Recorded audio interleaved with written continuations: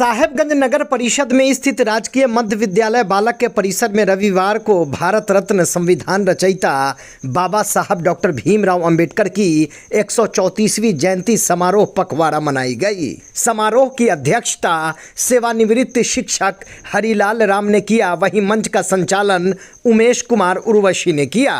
सभी वक्ताओं ने लोगों से अपील करते हुए कहा कि शिक्षित बने, संघर्ष करें, संगठित होकर अपने अधिकार के लिए लड़ें। मुख्य वक्ताओं में आयोजन समिति के अध्यक्ष इंजीनियर जितेंद्र पासवान, सचिव शंभू पासवान, कोषाध्यक्ष राजकुमार राम एवं डॉक्टर अनुरोध पासवान, सदस्य नितेश पासवान, नथु रविदास, प्रोफेसर बैद्यनाथ ठाकुर, विद्यार्थी अवधेश कुशवाहा, अंकिता कुमारी, वार्ड पार्षद बुंदेल पासवान, पूर्व मुखिया रामायण पासवान, जिला परिषद क्षेत्र संख्या 1 के इंजीनियर राजेश सहनी, रामसेवक राम, दिलीप पासवान, पार्षद पुत्र मनीष पासवान, मुखिया शंभू प्रसाद गुप्ता, अनिरुद्ध प्रसाद आदि ने बाबा साहेब के चित्र पर पुष्प चढ़ाकर उन्हें याद किया और उनके बताए मार्ग पर चलने की लोगों से अपील की। देखिए ये खास रिपोर्ट। शिक्षा को बढ़ावा देना, क्योंकि बाबा साहब ने बहुत ही कठिनाई से, गरीबी से जूझते हुए शिक्षा को प्राप्त किया था और बाबा साहब चाहते थे कि हर लोग शिक्षित हो। जब संविधान बना था तो बाबा साहब ने सर्वप्रथम शिक्षा का आरक्षण दिया ताकि बड़े हो या छोटे हो सबको बराबर शिक्षा मिलनी चाहिए। आज बाबा साहब के सपनों को पूरा करने के लिए मैं जमीन पे उतरी हूँ, क्योंकि निःशुल्क जहाँ आज के डेट में जयंती समारोह में स्वागत है राजेश सहनी जी का। पैसे लेकर पढ़ाते, जहाँ शिक्षा का मार्केटिंग हो रहा है। यहाँ पे हमारे यहाँ दलित महादलित के बच्चे हैं जो कि शिक्षा से वंचित हैं। उन लोगों को देखते हुए मैंने शिक्षा ग्रहण किया है, मैंने शिक्षा प्राप्त किया है। तो मैं जब एक शिक्षित हो सकती हूँ तो मैं अपने अगल बगल के बाकी बच्चों को क्यों नहीं शिक्षित कर सकती हूँ। और मेरा मुख्य उद्देश्य है कि शिक्षा को बढ़ावा देना, और जब तक सांस है तब तक आस है कि मैं ये कार्य करती रहूंगी, कभी भी नहीं छोड़ूंगी। और बाबा साहब ने कहा था शिक्षित हो, संगठित हो, संघर्ष करो। शिक्षित मैं हूँ, संगठित अभी नहीं हूँ और संघर्ष कर रही हूँ, इसलिए मुझे संगठित होना है। मेरा जन समूह सेंटर 23 नंबर वार्ड में जो स्थित है, जन सहयोग नहीं चलता है। वहाँ पे बच्चों के लिए कॉपी, कलम, रबर, पेंसिल, हमारे यहाँ से उतने भी अभिभावक है जिन्होंने वहाँ पे जाकर के बच्चों को मदद की है। हमारे अभिभावक बुंदेल पासवान जी, दिलीप पासवान जी, पंचायत समिति शंभू पासवान जी ने भी वहाँ पे मदद किया है, किया है। लेकिन बाबा साहब अम्बेडकर ने अपने अंदर काबिलियत पैदा की और वो काबिलियत हमें अपने अंदर लाना है। और जो हमें नीच घोषित किया गया है, हम में हिम्मत और हौसला हो कि हम साबित करें कि हम समाज के सबसे श्रेष्ठ और ऊंची जाति के लोग हैं।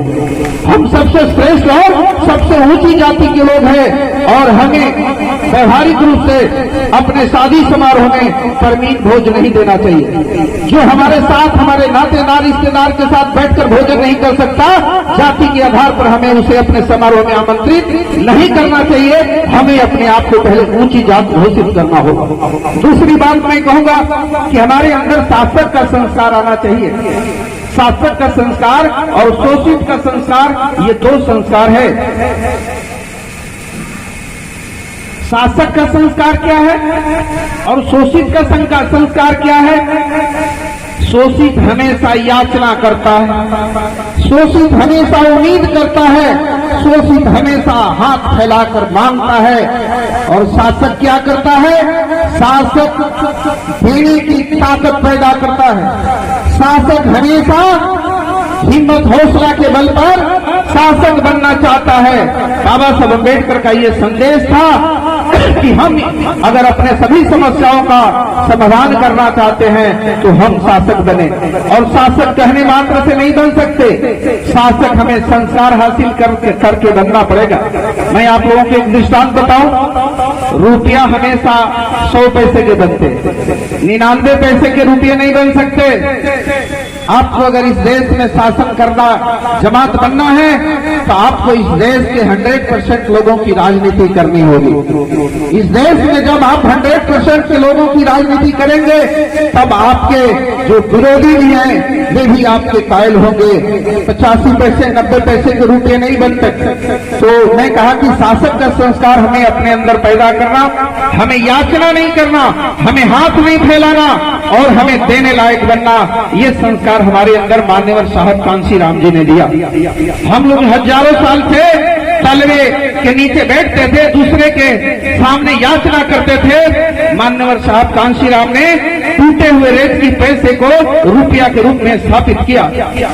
हम जो रेत की बने हुए थे 58 54 10 9 की 5 9 की, तो मान्यवर साहब कांशी राम ने ये सभी रेत की को जोड़ करके बहुजन रूपी नमरी बनाया। और जब बहुजन रूपी नमरी बनाया तो देश के सबसे बड़े सूबे में हम लोग हुक्मरान बने। और आप लोगों को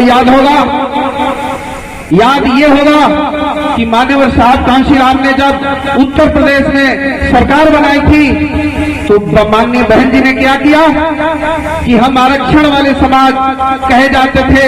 बहन जी ने 10% आरक्षण सवर्णों को सफाई कर्मी में दिया और ये समाज में साबित किया कि सफाई करने की जिम्मेदारी केवल इस देश के अनुसूचित जातियों की नहीं है। सफाई करने की जिम्मेदारी इस देश में धोबी चमार मुसहर पासियों की नहीं है। सफाई करने की जिम्मेदारी सवर्ण समाज के लोगों की भी है। तो हमें शासक बनने की ये शुरुआत थी और हमारे अंदर शासक की प्रवृत्ति पैदा होने लग गई। कोई भी शासक किसी के घर में किसी के मुंह में दाना डालने नहीं जाता है।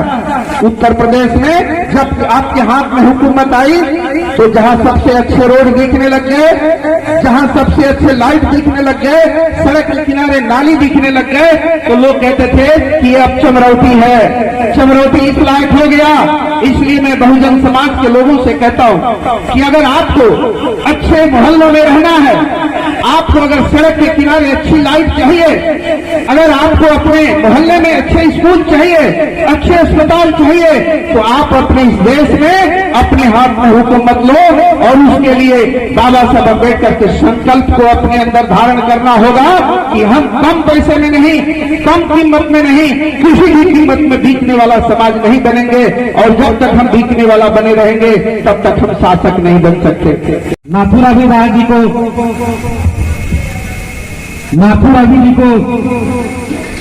इस साहेबगंज बहुजन समाज की तरफ से आपको बहुत बहुत धन्यवाद है। आपने बहुमूल्य समय दिया और कहा कि अम्बेडकर का लक्ष्य न होता तो कहाँ होते। आज हम बहुजन का लक्ष्य नहीं है तो यहाँ वहाँ है। घर में शंकर पार्वती का फोटो वही लोग रखवाता है जो लोग खुद अपने घर में वीर पुरुषों का फोटो रखता है। और वह जब बच्चा बड़ा होता है तो पूछता है पापा जी कौन है, तो भगत सिंह है। ये कौन है, ये गांधी है। और हम लोग का बच्चा पूछता है कौन है, ये बजरंग बली है। इस पूरे पर्वत को उठा लिए थे।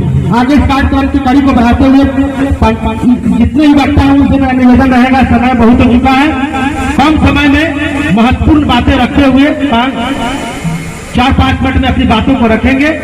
पन्नालाल जी आवे, बहुत कम समय में महत्वपूर्ण बातों को रखे। बहुत सारे वक्ता हैं, बहुत अच्छा लग रहा है ये चीज को। हम लोग पन्नालाल शिक्षक करी है, लेकिन शिक्षा की माध्यम से बात करता है तो दूर कई बागों से भंवरा उड़ते उड़ते आया है, दूर कई बागों से भंवरा उड़ते उड़ते आया है। और हमारे रंगीला जी और सारे सत्य मिल करके और मंच पर फूलों का बारिश बरस आया है। इसलिए एक अम्बेडकर जी बहुत ये कबीरदास का भजन सुनते थे और बहुत पसंद करते थे। और कबीरदास का भजन जो है सो उल्टा है। जरा एक कबीरदास का भजन से स्वागत करने जा रहा हूँ अम्बेडकर जी को। और इसी से मैं ये चीज बहुत है, बोल लीजिए आप लोगों के बीच।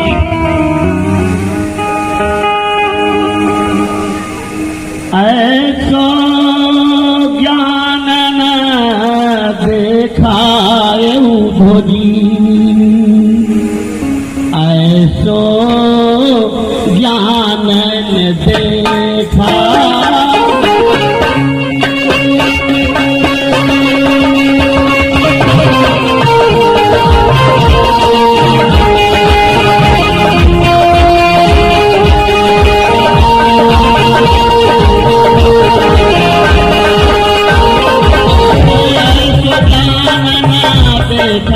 जयंती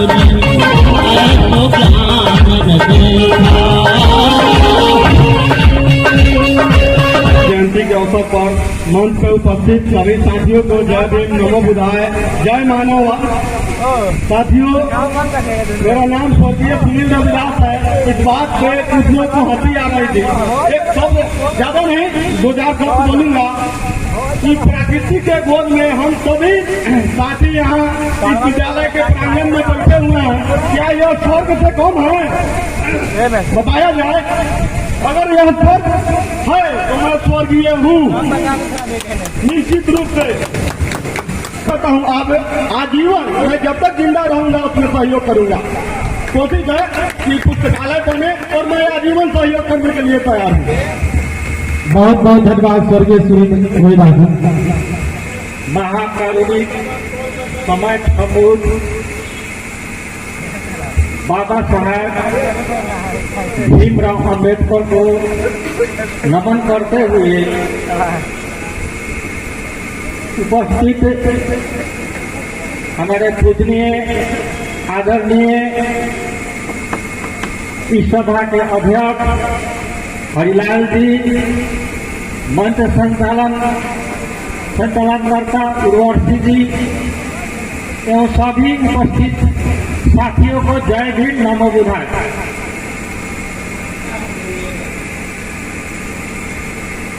प्राचीन काल का इतिहास अगर छोड़ दिया जाए, मध्ययुगीन भारत का इतिहास अगर देखा जाए तो भारत में सबसे बड़ा 2 आंदोलन हुए थे। एक आंदोलन था धर्म परिवर्तन का, खासकर ब्राह्मणवादी और ब्राह्मण धर्म के विरोध में जिन लोगों ने धर्म परिवर्तन किया, खासकर के एक वर्ग जो मुस्लिम लोग हैं वो धर्म परिवर्तित लोग हैं। अनुसूचित जाति के 99%, अनुसूचित जनजाति पिछड़ा वर्ग और अनुसूचित जाति के 99% जो लोग हैं वो धर्म परिवर्तित मुस्लिम है। और दूसरा आंदोलन था संतों का आंदोलन, जैसे संत कबीर हुए, संत रविदास जी हुए, चोखा मेला हुए, संत ज्ञानेश्वर हुए, तुकाराम हुए, संत गार्गे जी हुए। इन लोगों ने जो आंदोलन चलाया वो आंदोलन था आजादी और मुक्ति का। आज बहुत दुख है कि ऐसे शख्सियत का जयंती मनाया जा रहा है। 90% हमारी भागीदारी है, फिर भी इस जयंती में इतनी संख्या, यह हमारी जागरूकता की जो है दिखावा दे रहा है कि हमारा समाज आज जागरूक कितना है। अगर जागरूक होता तो ऐसे देवता का स्थान और पुष्प अर्पित करने की बात होती, वहां भीड़ नहीं, वहां जो है कुंभ जैसे जो है मेला लगता। मैं आभार उन शख्सियत का करना चाहता हूं जिन्होंने इस जयंती का आयोजन किया है, उसका मैं तहे दिल से मैं आभार व्यक्त करता हूं। और जिन्होंने मुझे इस जयंती में शामिल होने के लिए आमंत्रण दिया, सूचना दिया, उसे भी मैं तहे दिल से आभार व्यक्त करते हुए मैं अपनी वाणी को विराम देता हूं। जय अम्बेडकर, जय बहुत धन्यवाद कि बहुजन में काफी मुखिया दिखाई दे रहे हैं इस मंच पे जो उपस्थित हुए हैं। और मुखिया जी लोग को बहुजन का वोट चाहिए, बहुजन का हिस्सा नहीं बनना चाहिए। आगे इस कार्यक्रम को बढ़ाते हुए रामनाथ पासवान जी से निवेदन है कि कम समय में महत्वपूर्ण बातें, आपने कविता हो या गाना हो कोई तो उसको हम तो कहेंगे कि कोई जैसा कविताएं लिखा जाए। आदरणीय अध्यक्ष महोदय और उपस्थित साथियों, माताओं, बहनों, आज बाबा साहब की जयंती समारोह में हम लोग उपस्थित हैं और बाबा साहब के विचारों को जब तक हम अपने जीवन में नहीं उतारेंगे, बाबा साहब ने जो हथियार हमें दिया है, बाबा साहब ने कहा कि शिक्षित मनुष्य संगठित हो और संघर्ष करो। जब तक हम अपने हक अधिकार के लिए लड़ेंगे नहीं, तब तक हमारा कल्याण होने वाला नहीं है। हम शिक्षित नहीं होंगे, हम संगठित नहीं होंगे, लड़ेंगे नहीं, अपने मान सम्मान के लिए नहीं लड़ेंगे, अपने हक हकूक के लिए नहीं लड़ेंगे, तब तक हमारा कोई सुधार होने वाला नहीं है। ललना रे लिखी दिहले भारत के संविधान त दुनिया में शोर भइले हे। बाबा साहब सहले अत्याचार तयोरो अपमान सहले हे। ललना रे कबहू ना मनले अपन हार तयागे माहे बढ़ते कैले हे। बाबा साहेब हमनी के मसीहा रहले, हमनी के सहैया रहले हे। ललना रे देई गईले हमनी के अधिकार तयोरो आरक्षणमा दिहले हे। सुन सुन भैया मोरा रो बहिनिया सुना हे। ललना रे बचावा अपन देशवा के औरो संविधान बचाव हे। धन उनकर माता पिता धन उनकर प्रतिभा बारे हे। ललना रे समता के लड़ ले रे लड़ैया त दुनिया में नाम कैले हे। तो बहु से लड़ा न रे लड़ैया त दोसर न उपैया बारे हे। ललना रे तोरा ना गुलामी के बंधना बात समान पूर्वक जीवन बिताव है। बाबा साहेब दुनिया के विद्वान रहले लो महान रहले हे।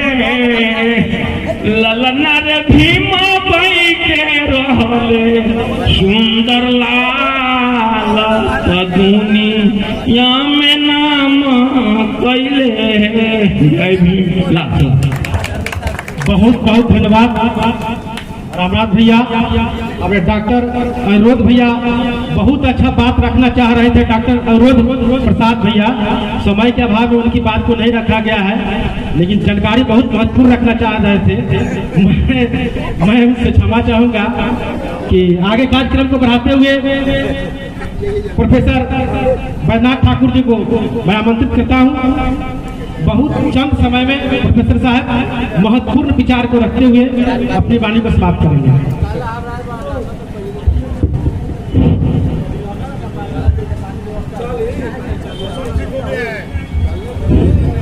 आदरणीय सभा के अध्यक्ष महोदय, सभा के संचालक और मंच पर उपस्थित हमारे तमाम गणमान्य गण और इस सभा में उपस्थित हमारे अम्बेडकरवादी भाइयों और बहनों, निर्देश है कम से कम शब्दों में अपनी बात कहने की।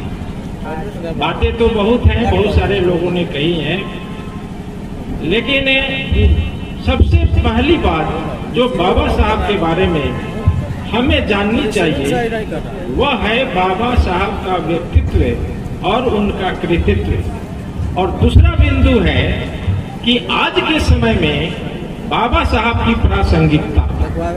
ये दो महत्वपूर्ण बिंदु हैं जिसके आधार पर बाबा साहब का हम सही आकलन कर सकते हैं। ऐसे भाषण देना, कुछ का कुछ बोलना हम उसको उचित नहीं समझते। सबसे पहली बात यह है कि बाबा साहब का जन्म 1891 ईस्वी में होता है और उनका देहांत 1956 ईस्वी में होता है।